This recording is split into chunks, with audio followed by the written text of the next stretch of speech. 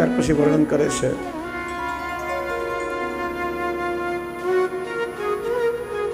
છ વર્ષના પ્રભુ વત્સપાલ બન્યા છે.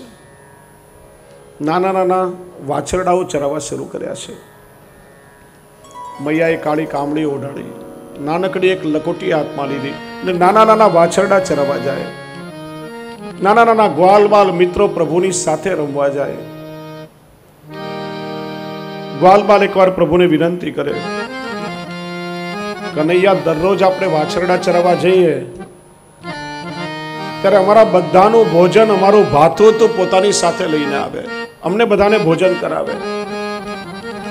અમે બધા મિત્રોએ નક્કી કર્યું છે આવતીકાલે અમે બધા પોતપોતાના ઘરેથી કઈ ને કઈ સામગ્રી તારા માટે બનાવીને લાવશું અને અમે બધા તને ભોજન કરાવશું.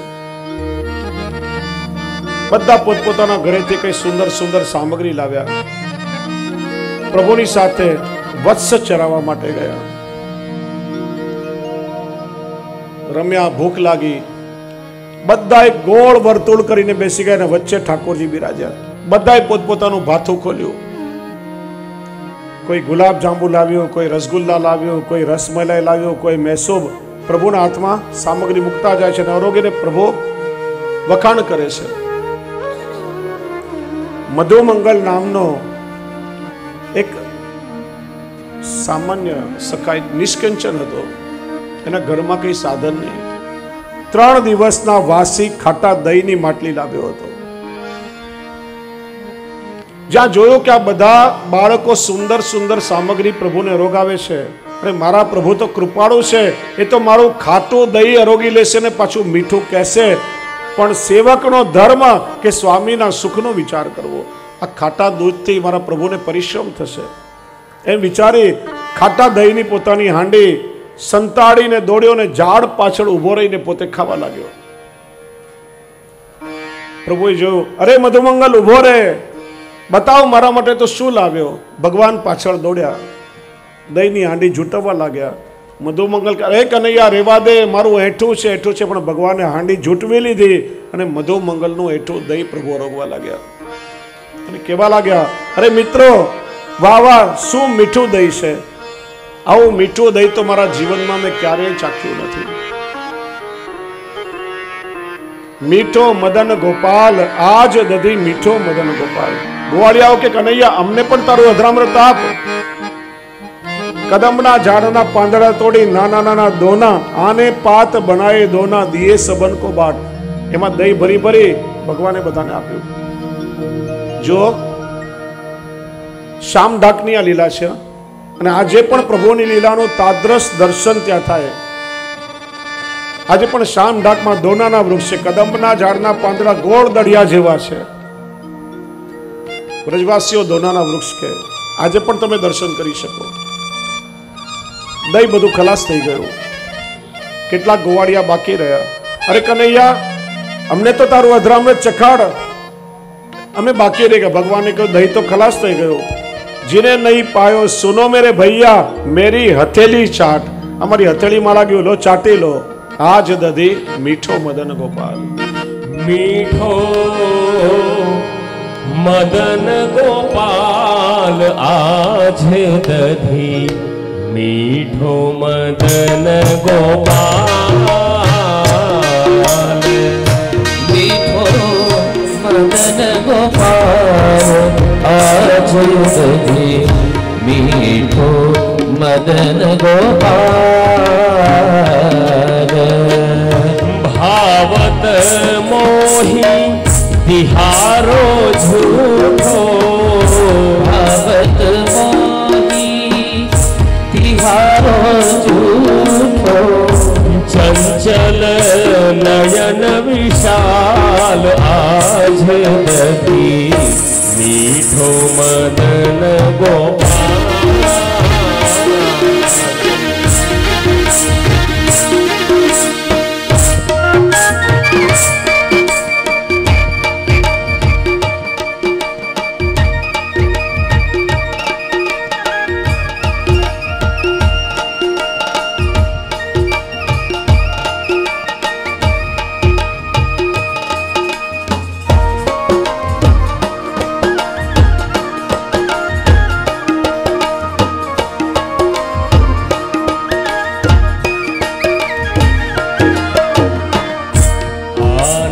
पात बनाए दोना, दिए सबन को आन पात बनाए दोना, दिए सबन को जिन नहीं पायो सुनो रे भैया, जिन नहीं पायो सुनो रे भैया, मेरी हथेरी जाट हो, मेरी हथेरी जाट आज दधी, मीठो मदन गोपाल, मीठो मदन गोपाल आज दधी, मीठो मदन गोपाल। बहुत दिनन हम बसे कुमुद वन, कृष्ण तिहारे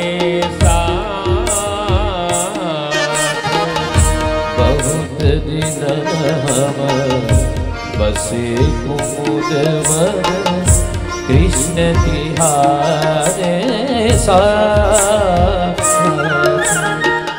ए सुस्वाद हम कब हो न चाख्यो, ए सुस्वाद हम कब हो न चाख्यो, सुन गोकुल के नाथ आज दधी, मीठो मदन गोपाल,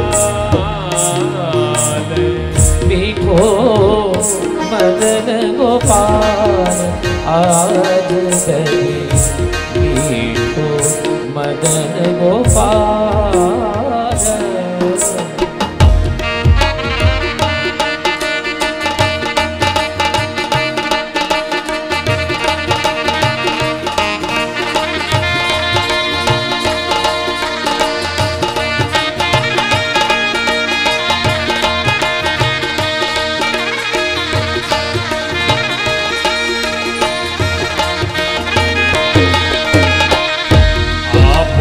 हसत हसावत ग्वालन, मानस लीला रूप,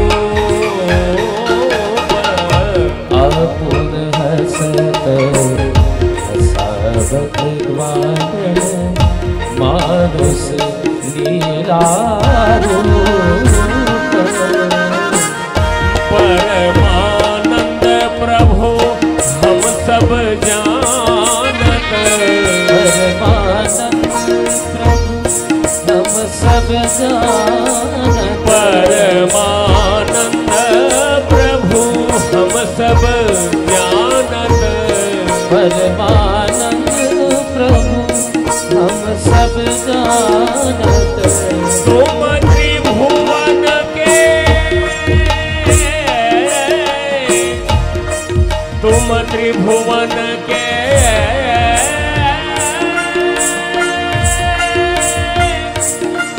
अब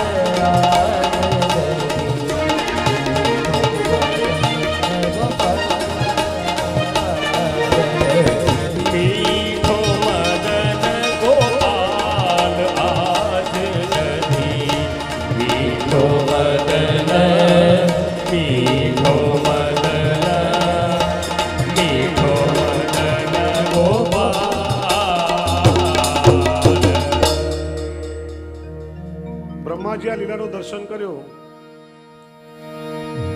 પેલા તો બ્રહ્માજી વિચારે છે કે આ ગોવાળિયાઓના કેટલા અહોભાગ્ય કે પ્રભુનું અધરામૃત એને મળી રહ્યું છે. હમણાં ગોવાળિયાઓ જળાશયમાં હાથ ખાસા કરવા આવશે, એ સમયે અધરામૃતની કણિકા હાથમાં હશે, એ પ્રાપ્ત થાય માટે બ્રહ્માજી માછલાનું રૂપ લઈ જળાશયમાં પ્રતીક્ષા કરે છે. પણ અધિકારી વગર પ્રભુનું અધરામૃત ન મળે. ભગવાને ગોવાળિયાઓને કોઈ આજે કોઈએ જલમાં હાથ ખાસા કરવાના નથી, રજમાં જ હાથ ખાસા કરીને ઉપરડામાં પહોંચી લો. બ્રહ્માજી પણ પ્રભુના અધરામૃત માટે તડપતા રહ્યા. વિચારો, એ શ્રી વલ્લભની કૃપાથી નિત્ય ઘેર બેઠા આપણને મળી રહ્યું છે, કેટલા ભાગ્યશાળી છો. પણ પછી બ્રહ્માજીને સંશય થયો છે. આ ગોવાળિયાનું એઠું દહીં ખાઈ રહ્યો છે, જેનામાં જરાય આચાર વિચાર નથી. ખરેખર આ ભગવાન છે. પરીક્ષા કરવા માટે જેટલા ગોપ બાળકોને વાછરડા હતા એ બધાનું હરણ કરી અને બ્રહ્માજી સત્યલોકમાં લઈ ગયા. અને ભગવાને શું લીલા કરી? એટલા જ ગોપ બાળકોને વાછરડા ભગવાને પોતાની આત્મ સૃષ્ટિમાંથી પ્રગટ કર્યા. એટલા સ્વરૂપ ઠાકોરજીએ ધારણ કરી લીધા. એક વર્ષ પછી બ્રહ્માજી વિચારે કે જોવું તો ખરા વ્રજમાં શું થતું હશે. આવીને જોયું, જેટલા બાળકોને વાછરડાનું હરણ કરીને એટલે કે તો બધા વ્રજમાં રમી રહ્યા છે. એ રીતે બ્રહ્માના મદને પ્રભુએ દૂર કર્યો.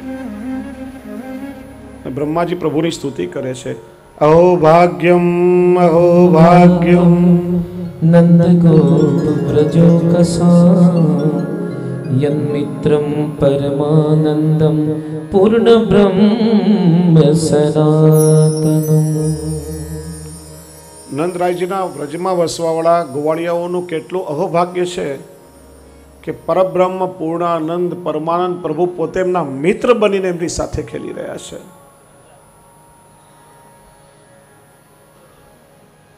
હવે જો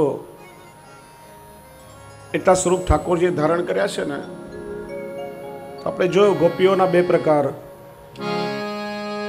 ઋષિરૂપા અનન્ય પૂર્વા, જે કુમારિકા છે જેમના વિવાહ થયા નથી. શ્રુતિ રૂપા અન્ય પૂર્વા, જેમના લૌકિકમાં વિવાહ થયા છે, અન્ય સાથે સંબંધ થયો છે, પણ એમના એ પતિઓ પણ કેવા છે, કયા છે? બ્રહ્માજી જ્યારે વાછરડાઓને બાળકોનું હરણ કરીને લઈ ગયા ને, એ જ એક વર્ષના અરસામાં પછી ગર્ગાચાર્યજી કહ્યું કે જેમને પણ પોતાના સંતાનોના વિવાહ કરવા હોય કરી લો, બીજા એક વર્ષ સુધી હવે લગ્નનું મુહૂર્ત આવવાનું નથી. એ સમયમાં તો નાનપણમાં વિવાહ થઈ જતા. જે ગોપીઓના વિવાહ થયા છે ને, જે ગોપ બાળક સાથે, વાસ્તવમાં તો એ બધા પ્રભુના જ સ્વરૂપ છે, ઠાકોરજીએ ધારણ કર્યા છે. એટલે વાસ્તવમાં પણ એમના વિવાહ તો પ્રભુની સાથે જ થયા છે, લૌકિક સંબંધ થયો નથી. અને એક વર્ષ પછી બ્રહ્માજી પાછા એમને લઈને છોડ્યા, પ્રભુનું સ્વરૂપે એની અંદર સ્થાપિત થઈ ગયું. અને એટલા માટે તો રાસના સમયે ભગવાને વેણુનાદ કર્યો છે. અનન્ય પૂર્વા ગોપીઓમાં આપણે સાંભળ્યો બધાએ.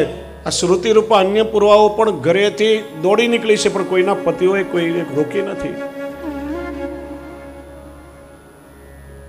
કારણ કે એ પ્રભુના સ્વરૂપનું એમને જ્ઞાન થયું છે.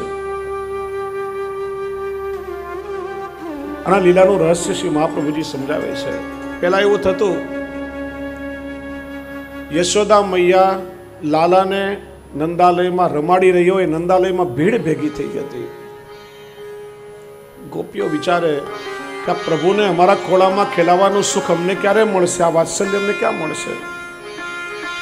મૈયા લાલાને સ્તનપાન કરાવી રહી હોય ત્યારે ખીરકમાં જે ગાયો બાંધેલી, ગાયો પણ ઋષિ રૂપા છે. ઋષિ મુનિઓ પ્રભુની સેવા કરવા ગાયનો રૂપ લઈને આવ્યા છે. એ વિચારે અમે આવ્યા પ્રભુની સેવા કરવા માટે, ને મૈયા પ્રભુને દૂધ અરોગાવી લેશે, ભગવાનની ભૂખ મટી જશે, તો અમારી સેવાનો વિનિયોગ કઈ રીતે થશે? ભગવાન કે હું તો આવ્યો છું બધાના મનોરથ પૂરા કરવા, પણ દરેકના મનોરથ જુદા જુદા પૂરા કરો તો મારે કેટલાય જન્મો લેવા પડે, ને મારે તો આ જન્મમાં જ બધાના મનોરથ પૂરા કરવા છે. એટલે પ્રભુએ આ લીલા કરી. બાળક અને વાછરડા બધું ભગવાન સ્વયં બની ગયા. હવે ગોપી પોતાના બાળકને ઘરે રમાડે છે તો એને એવું લાગે મને ઠાકોરજીને ખેલાવી રહી છે. વાછરડું ગાયનું દૂધ પીએ, ગાયને લાગે મને પ્રભુ પોતેનું દૂધ આરોગી રહ્યા છે.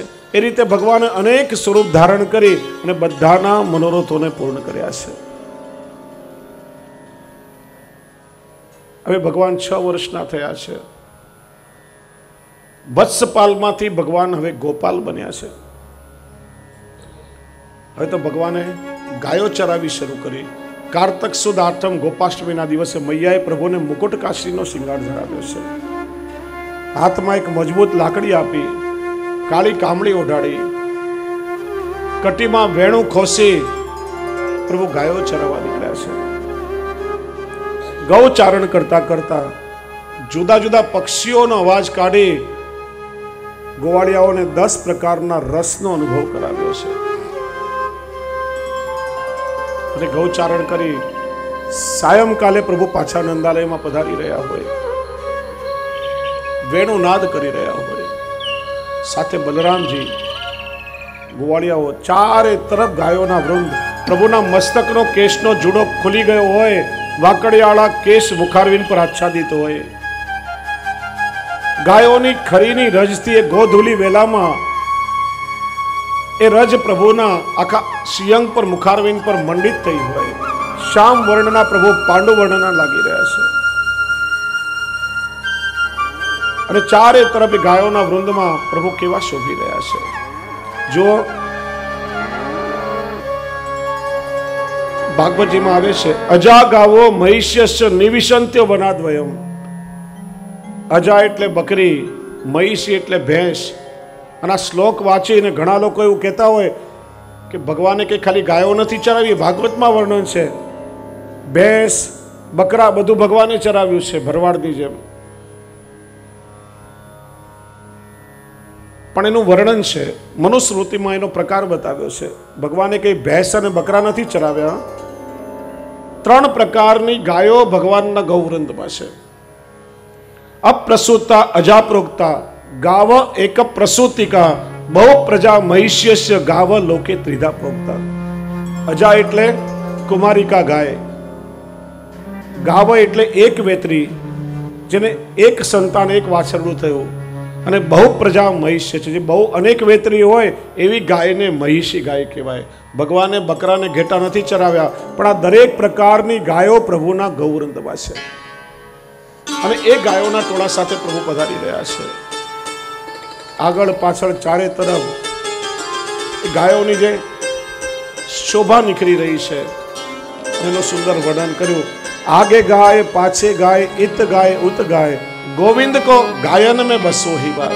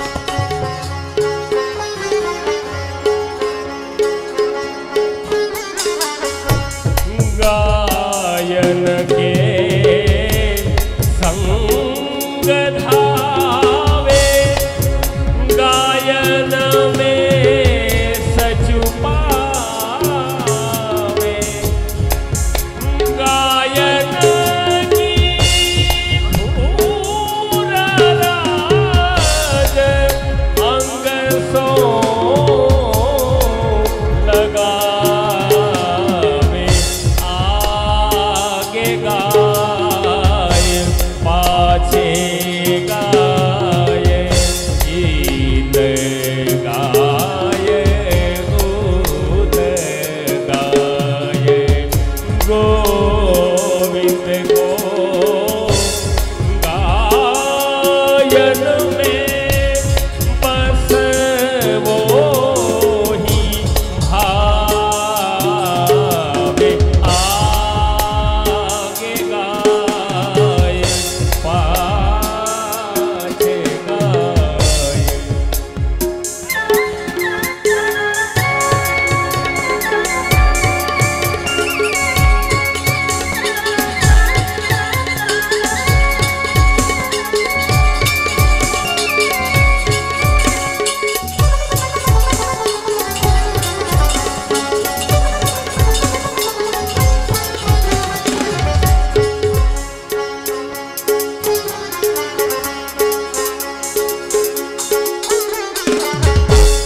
गायन सो ब्रज छायो वैकुंठ विसरायो गायन के हित कर ले उठावे शीत स्वामी गिरधारी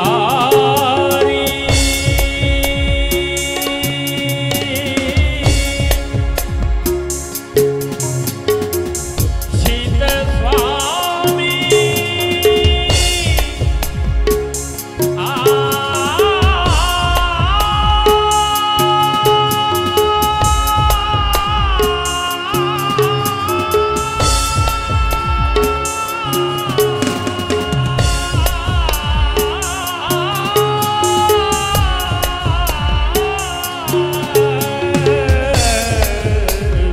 शीत स्वामी गिरिधारी विठलेश बपुधारी ग्वारिया को रे गायन में आवे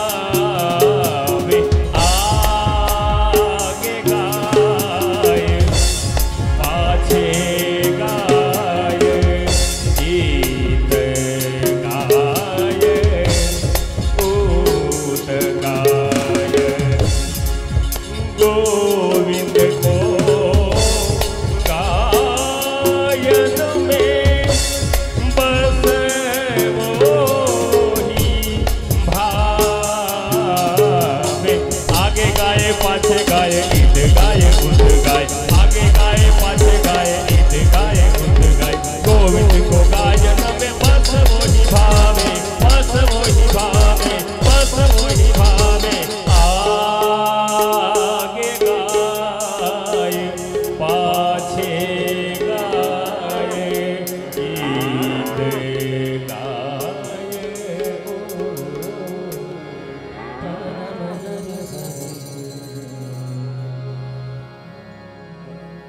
દાદા બહુ જબરા છે 85 વર્ષના છે પેલા યોગ ગુરુની જેમ નાચીને આમ યોગના આસન બતાવે બધા જોરદાર છે દાદા ખરેખર દરેક જગ્યાએ આમાં એમને જોઈને જોવાની શરમાઈ જાય ભલભલા અનેક લીલાઓ કરી પ્રભુ રજવાસીઓને આનંદ આપી રહ્યા છે ત્યાં જ પેલો કાલીએ નાગ આવીને યમુનાજીમાં વસ્યો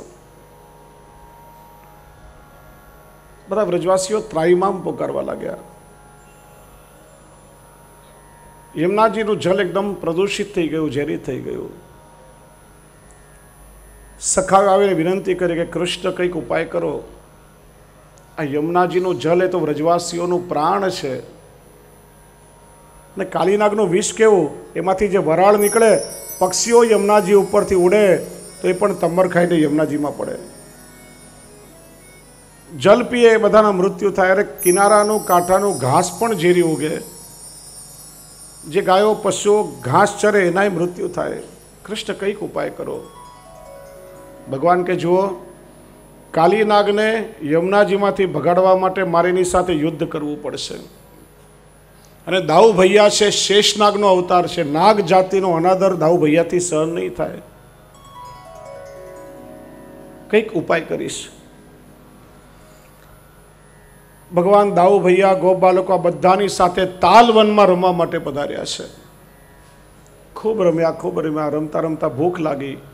મીઠા ફળના વૃક્ષો હતા, જોર જોરથી હરાવા લાગ્યા. મીઠા ફળ ખરવા લાગ્યા. ભગવાન મીઠા ફળ રોગ્યા, બધાને ખવડાવ્યા. ધેનુકાસુર નામનો અસુર ગધેડાના રૂપમાં ત્યાં રહેતો હતો. એ આવ્યો અને ભગવાને દાઉ ભૈયાને ઈશારો કર્યો. દાઉ ભૈયાએ પેલા ધેનુકાસુરને માર્યો. સખાઓને ભગવાન કે જુઓ, રાત્રે આપણે બધા વાળું કરવા ઘરે બેસીએ ને, હું જે કહું ને ખાલી મારી હામાં હા કરજો, કોઈ કઈ બોલશો નહીં. રાત્રે બધા બ્યારું કરવા, વાળું કરવા બેઠા.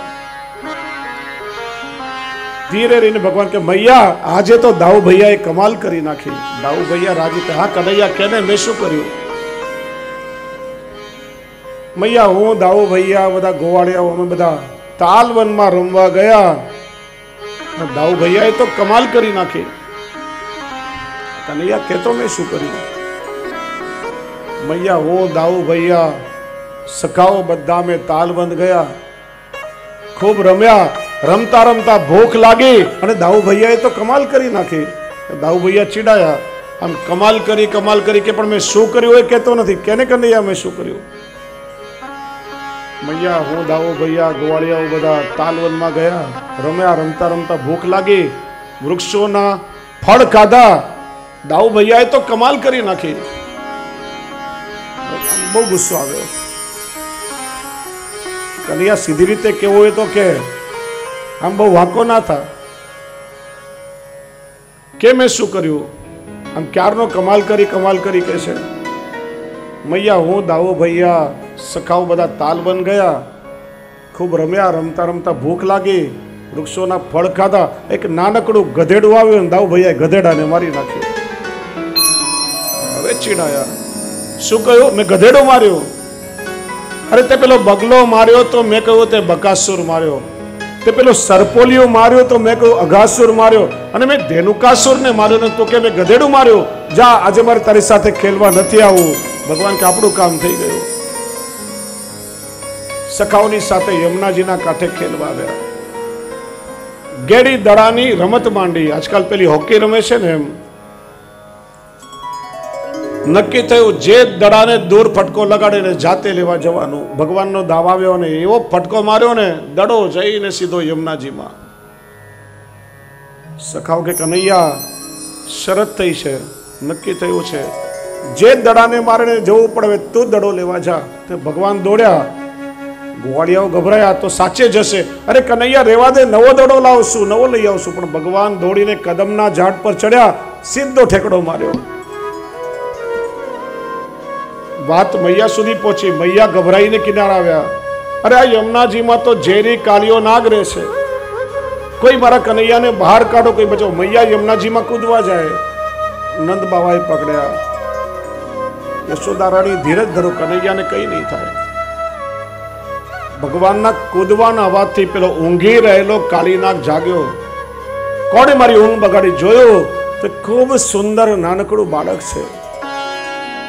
પૂંછડીથી પકડવાનો પ્રયત્ન કર્યો. ભગવાને પૂંછડી પકડીને મરોડી, પેલો વળખાઈ ગયો.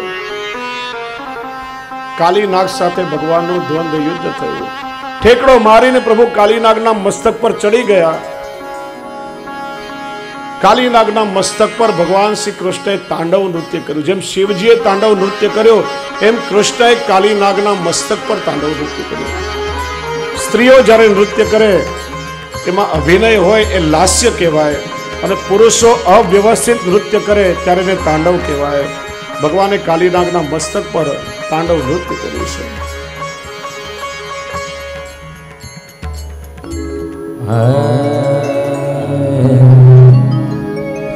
तांडव करत मोहन मोहन पर तांडव करत मोहन मुंडन पर तांडव करत मोहन मुंडन पर तांडव करत मोहन मुंडन पर तांडव करत मोहन मुंडन पर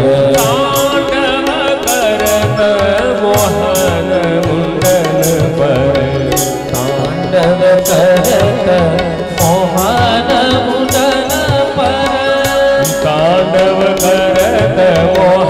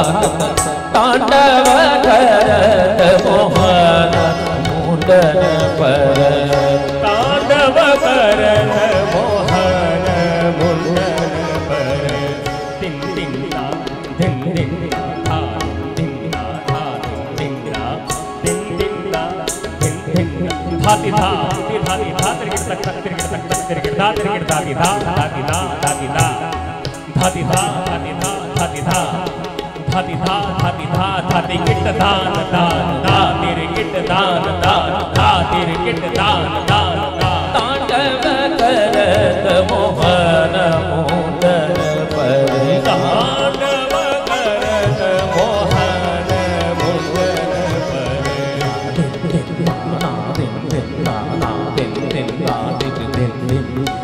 धा दिन धा दिन धा दिन धा दिन धा दिन धा दिन गदा गति गन धा धा दिन गदा गति धा धा दिन गदा गति गन धा धा दिन गदा गति गन धा धा दिन गदा गति गन धा धा दिन गदा गति गन धा धा दिन गदा गति गन धा तांडव करत मोहन मुंडन पर तांडव करत मोहन मुंडन तांडव करत मोहन मुंडन पर तांडव करत तांडव करत तांडव करत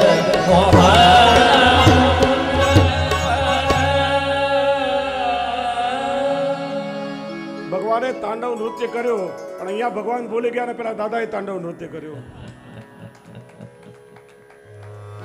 નાગ પત્નીઓ ગભરાઈ પ્રભુ પાસે આવી છે। પ્રભુ આપ અમારા સ્વામીનું શું કરશો? હું તમારા સ્વામીને દંડ આપીશ. નાગપત્નીઓ હસવા લાગી. ભગવાન કે મેં કહ્યું હું તમારા સ્વામીને દંડ આપીશ તે તમને હસવું આવે છે? પ્રભુ અમે આપને ઓળખીએ છીએ, આપને દંડ આપતા આવડે છે ક્યાં? એમ મને દંડ આપતા નથી આવડતું. ભગવાન ઓર જોર જોરથી ચરણથી પ્રહાર કરવા લાગ્યા. કાલીનાગના મોઢામાંથી ભેડ નીકળવા લાગ્યું. જો હું તમારા સ્વામીને દંડ આપી રહ્યો છું કે નહીં? નાગપત્નીઓ કે પ્રભુ આપના ચરણની સેવા લક્ષ્મીજી કરે છે, બ્રહ્માદિક દેવો આપના ચરણની કામના કરે છે તો એમને દુર્લભ છે, અને એ ચરણ આપે અમારા સ્વામીના મસ્તક પર પધરાવ્યા, તે કૃપા કહેવાય કે દંડ કહેવાય? એટલે તો કહીએ આપને દંડ આપતા આવડે છે ક્યાં? ભગવાન કે એમ મને દંડ આપતા નથી આવડતું. કૂદીને નીચે પધાર્યા અને જોર જોરથી મુઠ્ઠીઓથી પ્રહાર કરવા લાગ્યા. કાલીનાગના મુખમાંથી લોહી નીકળવા લાગ્યું. જો હું દંડ આપી રહ્યો છું કે નહીં? નાગપતિ કે પ્રભુ આપનો એક હસ્ત અભયદ છે ને બીજો વરદ છે. એક હસ્તથી આપ ભક્તોને અભયદાન આપો, બીજાથી વરદાન આપો, અને એ હાથ આપે અમારા સ્વામીના માથા પર પધરાવ્યા. આનાથી મોટી બીજી કૃપા કઈ હોય? ભગવાને કાલીનાગને અભયદાન આપ્યું. આજ્ઞા કરી તારા મૂળ સ્થાન રમણક દ્વીપમાં ચાલ્યો જા. યમુનાજીને છોડી દે કે મહારાજ પહેલા ત્યાં જ રહેતો હતો, પણ તમારા વાહન ગરુડ ત્યાં બહુ સતાવે ને ગરુડજીને વરદાન વ્રજમાં ના આવે, એનાથી ગભરાઈને તો અહીંયા રહીએ છીએ, ત્યાં જશું પાછા સતાવશે. ત્યારે ભગવાન શ્રી કૃષ્ણે બહુ સુંદર વાત કહી. દ્વીપમ રમણકમ હિત્વા હૃદમેત મુપાશ્રિત યદ ભયાત સ સુપર્ણસ્ત્વામ નાધ્યાત્મત પાદ લાંછનમ. મેં તારા મસ્તક ઉપર મારું ચરણ પધરાવ્યું, અને મારું પાદ લાંછન એટલે મારું ચરણ ચિહ્ન તારા મસ્તક પર અંકિત થયું છે, અને એને કારણે તું નિર્ભય થઈને વિહાર કર. હવે તને ક્યારે કોઈ નહીં સતાવે. જો આમાં તિલકનો મહિમા સમજાવ્યો છે. પાદ લાંછન એટલે પ્રભુનું ચરણ ચિહ્ન. આપણે વૈષ્ણવ જે તિલક કરીએ છીએ એને ઓર્ધ્વ પુંડ્ર તિલક કહેવાય છે, જે ભગવાન કૃષ્ણની ચરણાકૃતિ સ્વરૂપે આપણે મસ્તક પર ધારણ કરીએ છીએ. તિલકથી આપણું તેજ વધે, સૌભાગ્ય વધે. પણ જેમ કોઈ સરકારી વ્યક્તિ કે વસ્તુ હોય ગવર્મેન્ટની, જેની પાસે ગવર્મેન્ટનો પ્રોટોકોલ હોય, ટ્રેડમાર્ક, એને સરકારનું પ્રોટેક્શન મળે. આપણે એને કંઈ કહીએ તો સરકાર આપણને હેરાન કરે. એમાં તિલક ભગવાનનું અભય ચિહ્ન છે. જે વ્યક્તિ પોતાના મસ્તક પર તિલક ધારણ કરે એને ભગવાનનું રક્ષણ મળે. કોઈ પણ આસુરી તત્વો ક્યારે પણ એની પાસે ના આવી શકે. ત્યાં સુધી વર્ણન છે. મસ્તક પર તિલક હોય અને અનાયાસે શરીરમાંથી પ્રાણ પણ નીકળે તો આ તિલકના કારણે યમના દૂતો પણ જીવ પાસે આવવાની હિંમત કરતા નથી. વૈષ્ણવોએ ગૌરવથી તિલક કરવું, લેશ માત્ર પણ સંકોચ ના કરવો. આપણું સૌભાગ્ય ચિહ્ન છે, પ્રભુનું ચરણ ચિહ્ન છે. જો બીજા બધા અસુરોને ભગવાને માર્યા છે, કાલીનાગને માર્યો નથી. કાલીનાગ ઇન્દ્રિયાધ્યાસ છે. જીવની ઇન્દ્રિયો પ્રભુની સેવાનું સાધન છે. ઇન્દ્રિયોમાં કોઈ વિકાર આવે, આંખમાં વિકાર આવે તો ફોડી ના નખાય, એનો વિકાર દૂર કરાય. શ્રી મહાપ્રભુજી સમજાવે છે, દેહ અને ઇન્દ્રિયોને પ્રભુની સેવામાં સમર્પિત કરવાથી એ ઇન્દ્રિયોના વિકાર દૂર થાય છે. દાવાગ્નિનું પાન કર્યું. બલરામજીએ પ્રલંબાસુરને માર્યો. ફરીથી મૂંઝવનમાં દાવાગ્નિ પ્રગટ થયો. ભગવાને દાવાગ્નિનું પાન કર્યું. આ 5 લીલાઓ દ્વારા અવિદ્યાની ગંધને દૂર કરી. પૂતનાને ભગવાને જ્યારે મારી, પૂતનાના વિશાળ કદને વ્રજવાસીઓએ અગ્નિ સંસ્કાર કર્યો છે.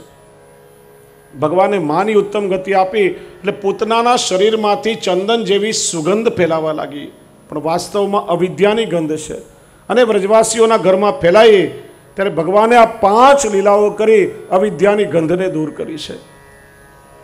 ધેનુકાસુરનો વધ કરી દેહાધ્યાસ, નાગદમન લીલા કરી ઇન્દ્રિયાધ્યાસ, દાવાગ્નિનું પાન કરી પ્રાણાધ્યાસ, પ્રલંબાસુરનો વધ કરી અંતઃકરણાધ્યાસ, અને ફરી મૂંઝવનમાં દાવાગ્નિનું પાન કરી સ્વરૂપ વિસ્મૃતિરૂપ અવિદ્યાની ગંધને ભગવાને દૂર કરી છે. તામસ પ્રમેય પ્રકરણનો છેલ્લો અધ્યાય, જેમાં વેણુ ગીતનું વર્ણન છે. સુંદર પુષ્પોથી આચ્છાદિત એવા વૃંદાવનમાં ગોપ બાળકો બલરામજી સહિત વેણુ નાદ કરતા કરતા ભગવાન ગૌચારણ કરીને પ્રવેશ કરી રહ્યા છે. સુખદેવજીનું વર્ણન કરે.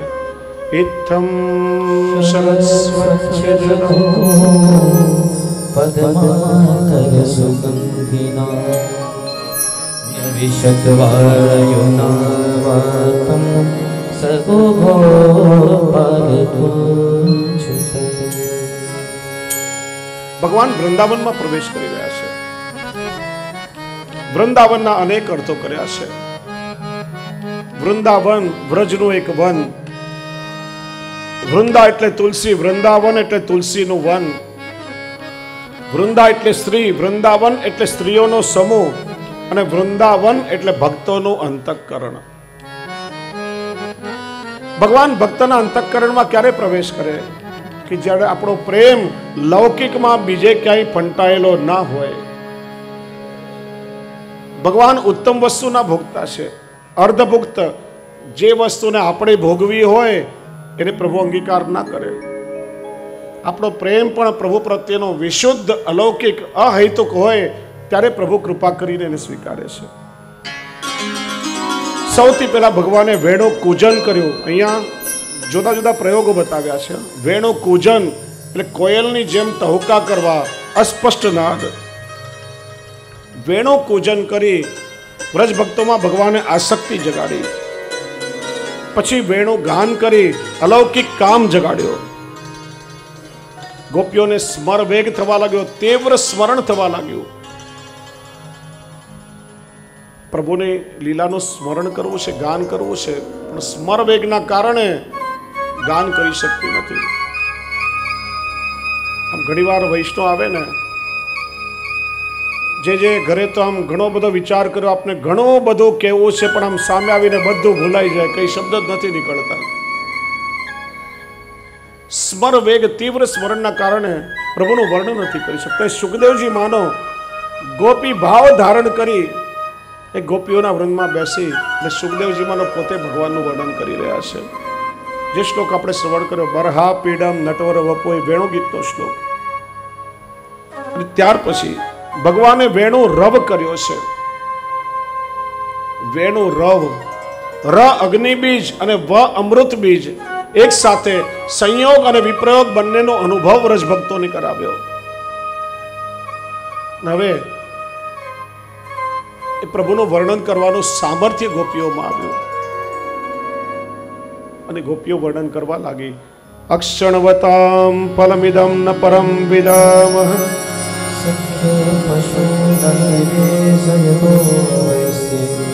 વક્રમ વ્રજેશ સુતયો ધનુરેણ કૃષ્ણં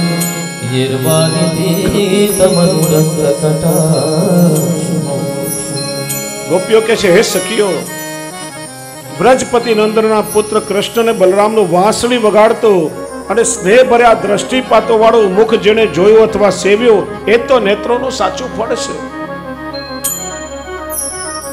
પ્રભુના દર્શન થાય નેત્રોનું ફળ, પ્રભુની સેવા થાય હાથનું ફળ, પ્રભુના વેણુ નાદનું શ્રવણ કરીએ એ કર્ણનું ફળ, પ્રભુના ગુણગાન ગવાય એ આ જીવવાનું ફળ.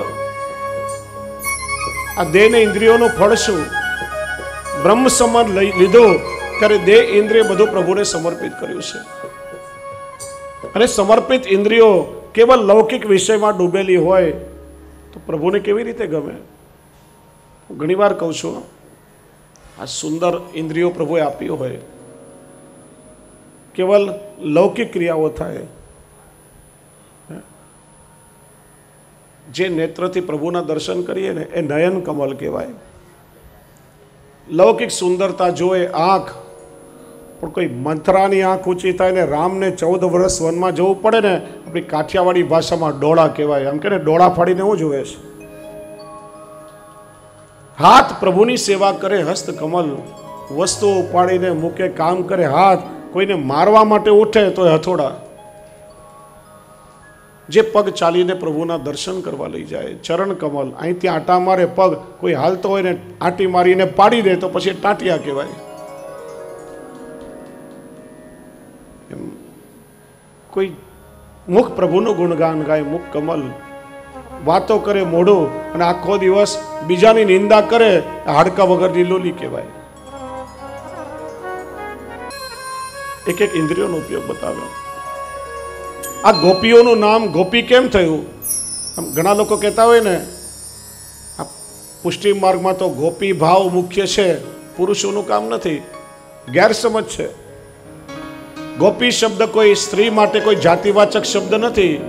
ગોપી એ ભાવવાચક શબ્દ છે. સ્ત્રી હોય કે પુરુષ હોય, ગોપીઓ જેવો કોમળ હૃદય પ્રાપ્ત થાય ત્યારે એને પ્રભુની પ્રાપ્તિ સુલભ થાય. અનેક અર્થો કર્યા. ગો ભી પાતી, સંસ્કૃતમાં ગો શબ્દ, ગો એટલે વેદ, ગો એટલે પૃથ્વી, ગો એટલે ગાય, ગો એટલે ઇન્દ્રિય. ઇન્દ્રિય માટે છે. ગો એટલે ઇન્દ્રિય, પી એટલે રક્ષા કરવી. લૌકિક વિષય વાસનાઓથી ઇન્દ્રિયોની રક્ષા કરી પ્રભુને સમર્પિત કરી, એટલા માટે નામ થયું ગોપી. લૌકિક વિષયોનો એમને સ્પર્શ પણ નથી. આ ગોપીઓનો કામ પણ ભગવદ વિષયક અલૌકિક કામ છે. બીજો અર્થ કર્યો, ગો ભી પીબતી કૃષ્ણ.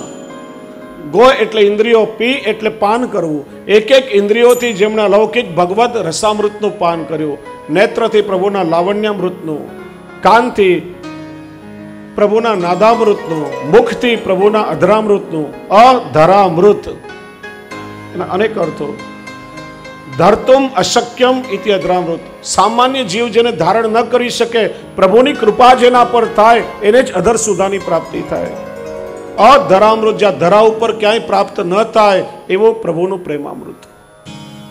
એક એક ઇન્દ્રિયોથી પ્રભુનો અનુભવ કર્યો, એટલા માટે નામ થયું ગોપી. ગોપન શિલાઈતી ગોપી. પોતાના હૃદયનો ભાવ પોતાના હૃદયમાં ગોપ્ય રાખ્યો, જ્યાં ત્યાં કોઈની સામે વ્યક્ત નથી કર્યો, નહીં તો પ્રગટ કીએ રસ જાય. કે છે ને, હૃદયમાં જ્યારે કોઈ ભાવ કે કોઈ અનુભવ હોય, સમાન ભાવવાળા ભગવદીઓ સામે વ્યક્ત કરો, નહીં તો લોકો શું કહેશે? ગાંડો થયો, ખસી ગયું છે. રસાભાસ થઈ જાય, પ્રભુથી વિમુક્ત આવી જાય. જે પણ ભાવ છે હૃદયમાં, આ ગોપીઓનું હૃદય એવું ઊંડું, પોતાના અશ્રુઓ પણ ક્યારે પ્રગટ કર્યા નથી પ્રભુના વિરહમાં. ગોપન શિલા ઇતિ ગોપી. એ ગોપીઓ પ્રભુ જ્યારે વનમાં ગૌચારણ કરવા પધારે ત્યારે વેણુ ગીતનું ગાન કરે. અને કોના કોના પર કેવી અસર પ્રભુના વેણુનાદની થઈ એનું વર્ણન આ વેણુ ગીતમાં કર્યું. સુરતમાંની કથા અગાઉ થઈ ચૂકી છે. હજી આપણે ગોવર્ધન લીલા સુધી પહોંચવું છે.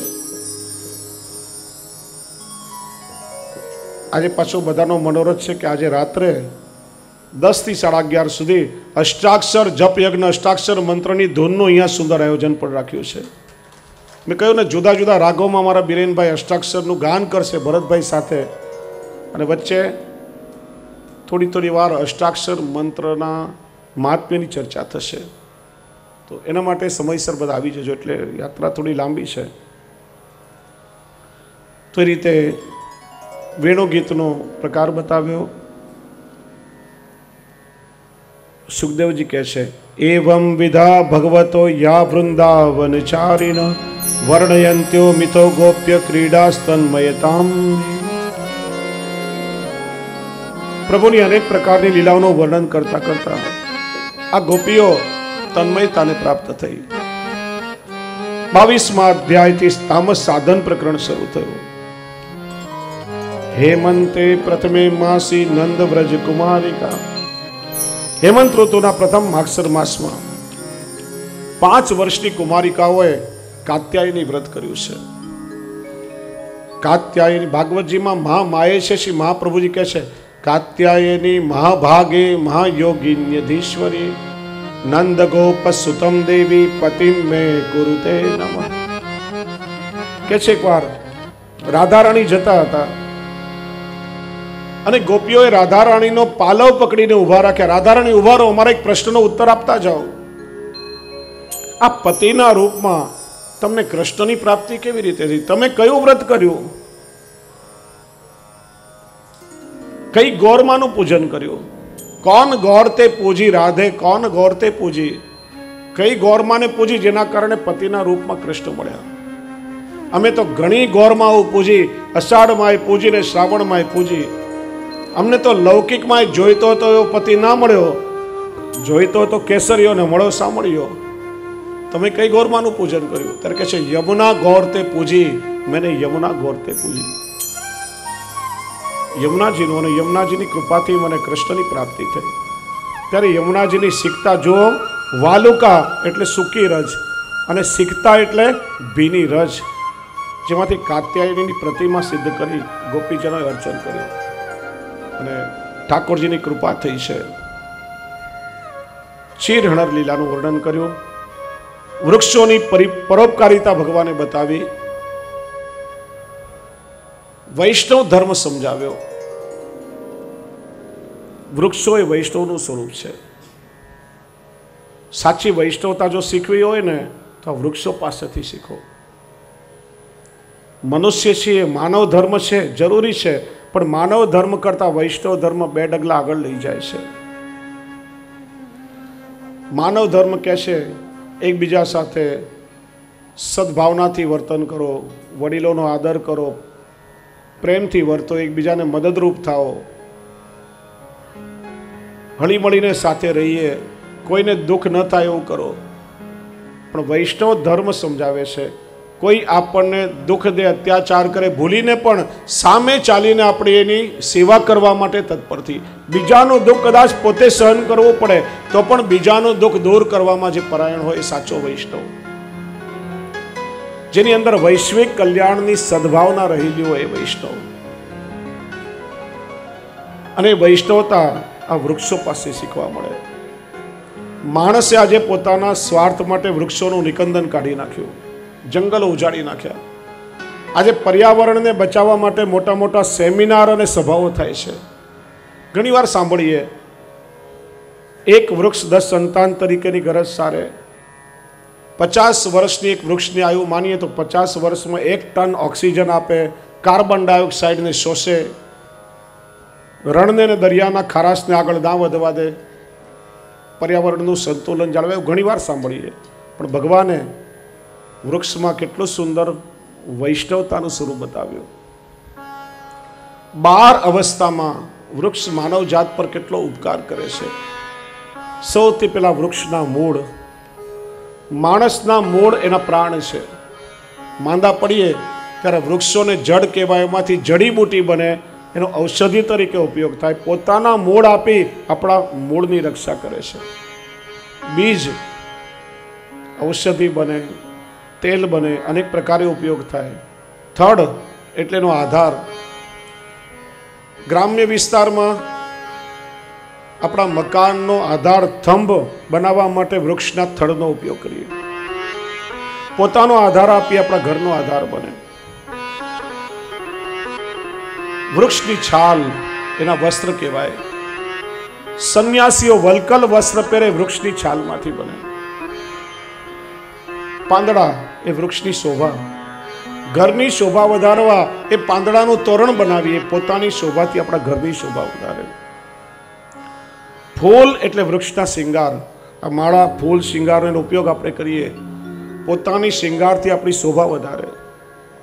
ફૂલની સુગંધ પોતે ભઠ્ઠીમાં ઉકળે, પીસાય, પોતાનું અસ્તિત્વ ખલાસ કરી નાખે, પણ અત્તર સ્વરૂપે પોતાની સુગંધ આપી અને આપણા તનની દુર્ગંધને દૂર કરે. ફળ, ફળ એટલે એનું સંતાન. ફળમાંથી બીજ અને એમાંથી નવા વૃક્ષનું સર્જન થાય.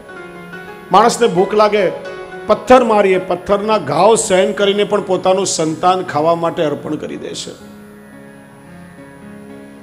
વૃક્ષનો છાંયડો વૈશાખ જેઠની બળબળતી બપોરનો તડકો સહન કરે, શ્રાવણ ભાદરવાનો અનરાધાર વરસાદ બી સહે ને કારતક માસની કડકડતી શિયાળાની ઠંડી સહે, છતાં પણ એની નીચે બેસનાર પ્રત્યેકને વિસામોને શીતળ છાંયડો આપે. વૃક્ષના લાકડા, ભૂખ લાગે ત્યારે ચૂલો પેટાવવા માટે બળતણ તરીકે, ઈંધણ તરીકે લાકડાનો ઉપયોગ કરીએ. પોતે અગ્નિમાં બળે પણ આપણા પેટની અગ્નિને શાંત કરે. અને બળે છે એટલું નહીં, ચૂલા પર પાત્રો મૂક્યા હોય, મેષથી મલિન થાય તો એની મલિનતા દૂર કરવા માટે વળી પાછું પોતાની રાખ પણ મૂકતું જાય. દરેક અવસ્થામાં આપણા પર ઉપકાર કરે છે. સાચો વૈષ્ણવ ધર્મ શીખવો હોય વૃક્ષ પાસેથી શીખવો. સુરદાસજી પણ કહે છે, મન તો વૃક્ષન કો મત લે, કાટે તા પર ક્રોધ કરે નહીં, सींचे नहीं सने, जो कोई वापर पत्थर चलावे वाही को फल दे. અને છેલ્લે બહુ સરસ કહે છે, ધન ધન જડ્ય પરમ પદાર્થ વૃથા મનુષ્ય કી દેહ. આ વૃક્ષોને ભલે આપણે જડ કહીએ પણ સાચી વૈષ્ણવતા એનામાં છે. વૃથા મનુષ્ય કી દેહ. આ માણસનું શરીર તો સાવ નકામું. પશુઓ કદાચ મરે ને, હાડકાનાય પૈસા મળે, ચામડાનાય પૈસા મળે, પણ આ માણસનું શરીર જો ખલાસ થઈ જાય ને તો 5 પૈસા એના કોઈ ના આપે, આપણને કોઈ ઉપયોગમાં ના આવે. ધન ધન જડ્ય પરમ પદાર્થ વૃથા મનુષ્ય કી દેહ. જીવે ત્યાં સુધી એકબીજાને નડે ને મર્યા પછી કંઈ કામ ન લાગે, એટલા માટે આ દેહ વૃથા છે. તો સાચો વૈષ્ણવ ધર્મ શીખવો હોય વૃક્ષો પાસેથી શીખવો. 23મા અધ્યાયમાં ભગવાને યજ્ઞ પત્ની ઉપર અનુગ્રહ કર્યો. સુબોધનીજી 10મા સ્કંદના તામસ સાધન પ્રકરણના 21 થી 24 અધ્યાયમાં શ્રી મહાપ્રભુજી ગોવર્ધન લીલાનું વર્ણન કરે.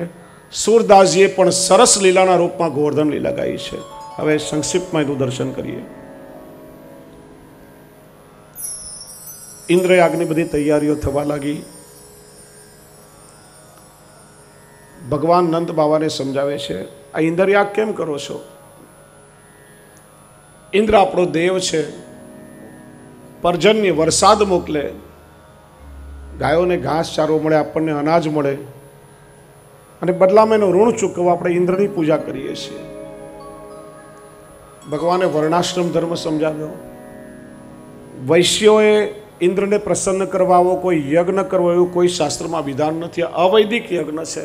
અને ઇન્દ્ર આપણા પર શું ઉપકાર કરે તો એની જવાબદારી છે, નિભાવે છે. આપણા પર કોઈનો ઉપકાર હોય ગોવર્ધન પર્વતનો છે.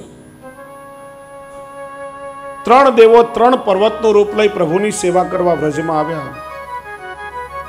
બરસાનાનો પર્વત બ્રહ્માજીનું સ્વરૂપ, નંદગામનો પર્વત શિવજીનું સ્વરૂપ અને ગોવર્ધન વિષ્ણુનું સ્વરૂપ. આ 3 પર પ્રભુએ લીલા કરી છે. તળેટીમાં કોમળ ઘાસ ઉગે, આપણે ગાયો ચરાવવા જઈએ, ગાયોને ઘાસ ચારવો મળે ને આપણા પગને ગરમી ના લાગે, તરસ લાગે, શીતળ મધુરા ઝરણા પ્રગટ થાય, તૃષાને શાંત કરે. ભૂખ લાગે ત્યારે કંદમૂળ અને ફળો રોગાવી ક્ષુધાને શાંત કરે. થાકી જઈએ ત્યારે સુંદર કંદરાઓમાં આપણે વિશ્રામ કરીએ. અનેક પ્રકારે આપણા પર એ ઉપકાર કરે છે. યજ્ઞ કરો તો ગોવર્ધન યાગ કરો. પોતાના વાક ચાતુર્યથી ભગવાન વ્રજવાસીઓને સમજાવે છે. સુખદેવજીને પણ પ્રશ્ન થયા છે. ભગવાન 7 વર્ષના થયા, અત્યાર સુધી ભગવાને રોક્યા નહીં, હવે કેમ એમને ઇન્દ્રયાગ કરતા રોકે છે?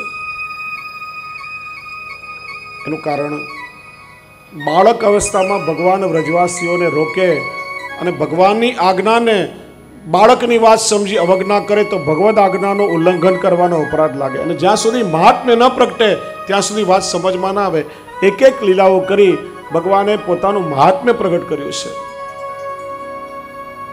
હવે 7 વર્ષ પછી ભગવાન ઇન્દ્રયાગ બંધ કરાવે. ગોવર્ધન યાગની તૈયારીઓ શરૂ થઈ, સુંદર સામગ્રીઓ થવા લાગી. આસો વદ 13નો દિવસ આવ્યો. ધન ધોવત નંદ કી રાની. ગોવાળોનું ધન ગાય છે, ગાયોને નવડાવી, તેલની માલિશ કરી, ગાયોનું પૂજન કર્યું.